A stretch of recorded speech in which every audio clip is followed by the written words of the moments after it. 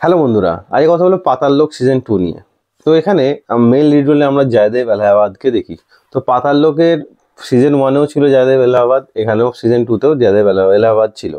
তো সিজন 1 না দেখলেও আপনি সিজন 2 একটা নিউ স্টোরি দেখানো হয় সিজন 2-তে। সিজন 2-তে প্রথমেই দেখানো হয় একজনকে মেরে দেওয়া হচ্ছে, সে ট্রিটি মানে নাগাল্যান্ড থেকে আসছে। নাগাল্যান্ডের যে ট্রিটি হয়, দিল্লি সামিটের যে ট্রিটি হয়, সে একটা ভালো ভালো পদ হোল্ড করে বা সে একটা লিডার। সেই ট্রিটি সে সাইন করার জন্য সেখানে দিল্লিতে ছিল এবং সে মার্ডার হয়ে যায়। তো কিভাবে মার্ডার হয়ে যায়, তো সেটা পুরো আমরা এই ওয়েব সিরিজটা দেখবো। তো কতটা ভালো এই ওয়েব সিরিজ আর কতটা গ্রিপিং সেটা নিয়ে কথা বলবো। তো ওয়েব সিরিজ ভালো, 8টা এপিসোড, খুবই 40-45 মিনিট করে একটা এপিসোড। তো আমার মনে হয় এই পুরো এপিসোড একটা মুভির মধ্যে কনভার্ট করা যেত, কারণ মুভির লেন্থগুলো এতটাই বড়, কোনো কোনো সময় আপনার মনে হবে মুভিটা খুবই বোর হচ্ছে।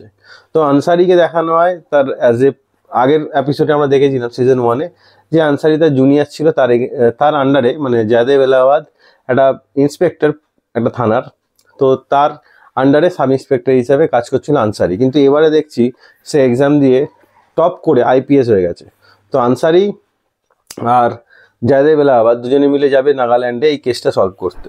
তো নাগাল্যান্ডের ওখানকার তার যে মারা গেছে তার ছেলে খুব পাওয়ারফুল, সে এদেরকে একদমই সহ্য করতে পারবে না, এদের উপর হামলা করাবে। তো বিভিন্ন প্রচুর পোর্শন আমার সামনে ক্রিয়েট করা হয়। তো আমার মনে হয় এটা যদি পুরো এপিসোডটা যদি একটা মুভির মধ্যেও 3 ঘন্টা মুভির মধ্যেও আনা যেত। তো মুভির স্টোরিটা খুবই ভালো, খুবই গ্রিপিং। আর জয়দেব এলাহাবাদ কতটা ভালো অ্যাক্টিং করে সেটা তো আর বলা উপায় রাখে না। আর এখানে আমরা আনসারি যে তার স্যার হবে এবারে আইপিএস অফিসার, সেও দারুণ অভিনয় করেছে।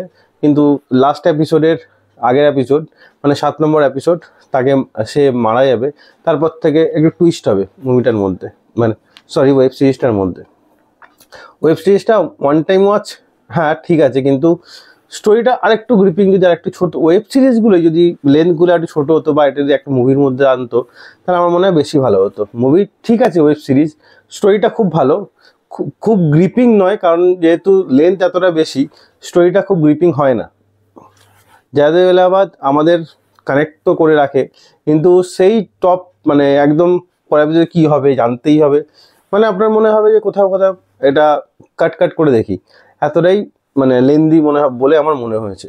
ওয়েব সিরিজটা খুবই ভালো, কিন্তু নেগেটিভ পয়েন্ট হচ্ছে লেন্দি। যেহেতু ওয়েব সিরিজ সেহেতু গ্রিপিং পয়েন্টে edge of the seat experience এই ওয়েব সিরিজ থেকে আমি তো অ্যাটলিস্ট পাইনি, আমার অ্যাভারেজ লেগেছে। যদি ওয়েব সিরিজকে রেটিং দিতে হয় আমি 2.5 আউট অফ 5 স্টার দেবো, শুধু এর লেন্থের জন্য।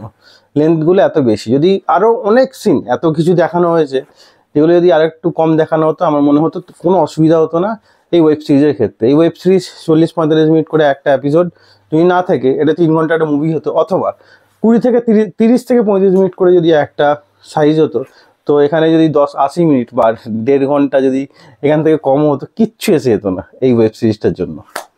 তো আমার ওয়েব সিরিজটা ঠিকঠাক লেগেছে, আপনি ওয়েব সিরিজটা দেখতে পারেন।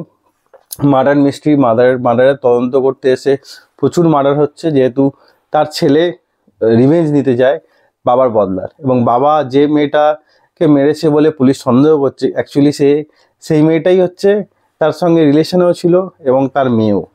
তো এই পুরো ওয়েব সিরিজটা না দেখলে আপনি বুঝতে পারবেন না। তো পুরো 7টা এপিসোড মানে 7টা এপিসোড পরপর জিনিস দেখানো হয়, 8 নম্বর এপিসোডে সবগুলোকে কানেকশন করা হয়, মানে বলা যেতে পারে সবেতে সেদ্ধ করা হয়, সব জিনিসগুলো ভাজা করা হয়, এবং 8 নম্বর এপিসোডে ওটা খিচুড়ি করা হয়।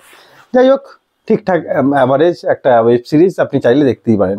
আমার মনে হয় সিজন 2 এর থেকে সিজন 1টা বেশি এঙ্গেজিং ছিল আমার মনে হয়। তো আজ ভিডিও এতটাই, লাইক অবশ্যই দেবেন, এবং আরও ভিডিও পেতে চ্যানেলটা সাবস্ক্রাইব করে পাশে থাকা বেল আইকনটি অবশ্যই বাজিয়ে দেবেন। দেখা হচ্ছে পরের ভিডিওতে।